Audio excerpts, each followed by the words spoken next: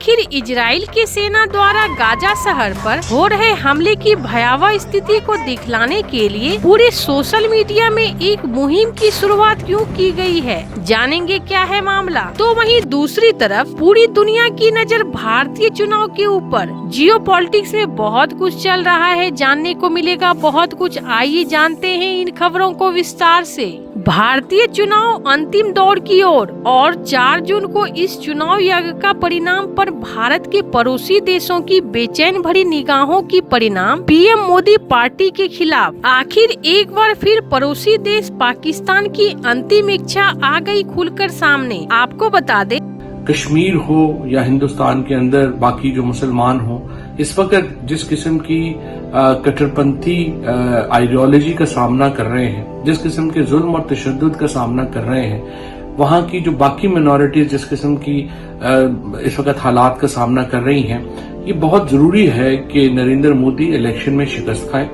प्रधानमंत्री मोदी की खौफ खासकर पाकिस्तान और चीन दोनों पर साफ झलकती नजर आ रही है। इसी क्रम में उनकी दिली इच्छा है कि किसी भी कीमत पे लोकसभा चुनाव में राहुल गांधी, केजरीवाल और पश्चिम बंगाल की सीएम ममता बनर्जी, कहने का मतलब इंडी गठबंधन की सरकार जल्द से जल्द बने और चीन पाकिस्तान की विचारधाराओं को बेपनाह समर्थन मिले। ऐसे आपको बता दें, पीएम नरेंद्र मोदी की अगुवाई में भारत एक प्रगतिशील देश के रूप में काफी तेजी से आगे बढ़ रही है, जिसे देखते हुए दुनिया के हर वो देश भारत के पीएम मोदी की रफ्तार को रोकने में तुले हुए हैं। ऐसा नहीं है कि सिर्फ पाकिस्तान और चीन ही चाहते हैं कि भारत की सरकार बदले, बल्कि दुनिया के हर वो महाशक्तिशाली देश जिसे भारत धीरे धीरे पीछे छोड़ता जा रहा है, वो भी छद्म रूप से पीएम मोदी के हारने का इंतजार कर रहे हैं। जहां एक तरफ ये सब कुछ चल रहा है, तो वहीं दूसरी तरफ आखिर इजराइल की सेना द्वारा